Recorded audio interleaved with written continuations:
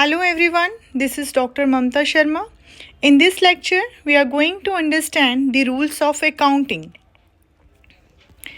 Before proceeding with the rules of accounting, let us understand the concept of accounting. What does accounting means? Accounting is an art and science of identifying, measuring, recording, classifying, summarizing, analyzing, interpreting and communicating the results thereof. We'll discuss all these points one by one in detail, but before this, let us understand the rules of accounting. These rules are also known as golden rules of accounting.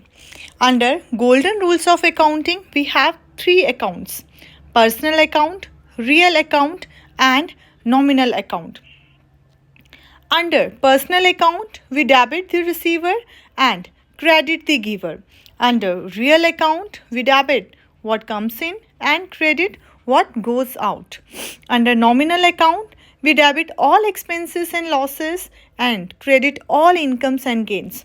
So, students, it is very much important and noteworthy to understand the nature and concept of all these three accounts to get the clarity to make the recording of transactions in the books of accounts. So, let's start with personal account. Now, what is the nature of personal account?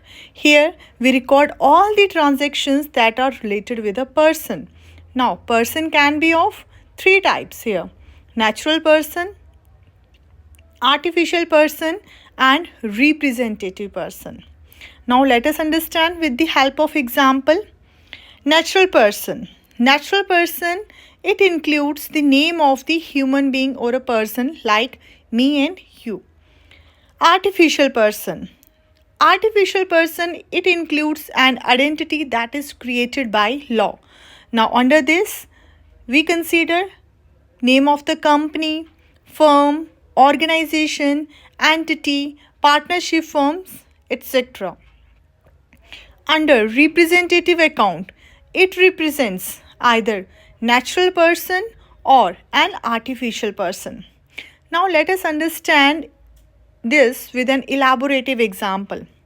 For example, a company pays rupees 50 lakh to Sohan. So here, who is Sohan? Sohan is the receiver. So according to the rules of personal account, we debit the accounts of Sohan. Why? Because Sohan is the receiver. Now, let us take another example.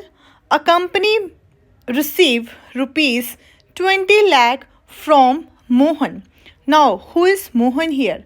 Mohan is the giver. So, according to the rule of personal account, Mohan's account is credited. I hope this is clear. Now, next, artificial, that is an identity created by law. Here, we make an entry with the name of the identity that is created by a law. For example, name of a company. For example, ABC company make a payment of rupees 10 lakh to XYZ company. So here, XYZ company is the receiver of the payment made by ABC company. So according to the rule of personal account, ABC company is debited. Why? Because ABC company is receiving the payment of rupees 10 lakh from XYZ company.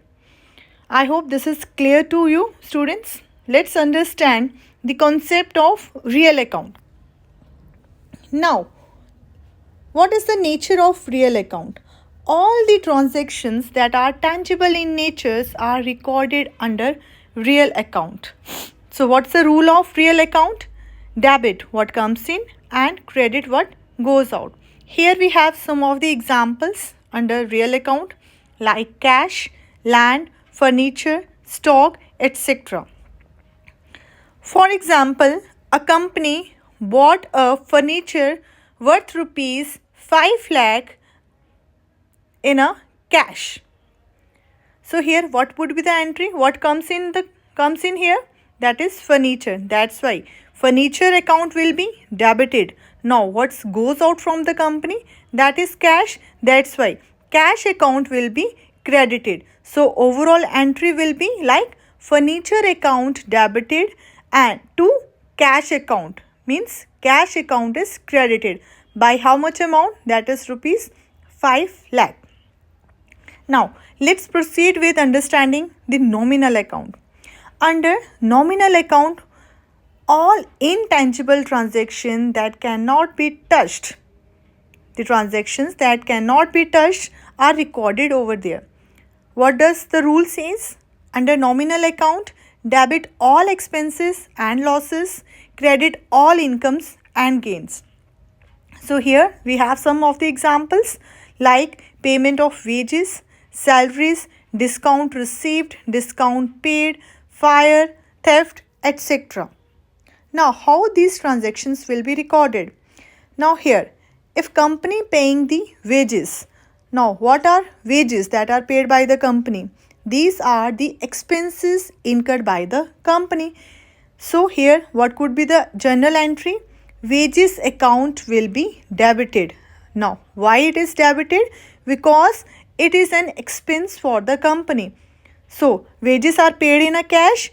So entry will be wages account debited to cash account. Wages are expenses, that's why are debited. Cash is going out of the company, that's why it is credited. So I hope these concepts, its natures and rules with the help of examples are clear to you. Now students, it is also very much important to understand what's the difference between expenses and losses and what's the difference between incomes and gains. So we'll understand these differences in our next lecture. I hope you understand the concept of accounting, the rules of accounting. Thank you.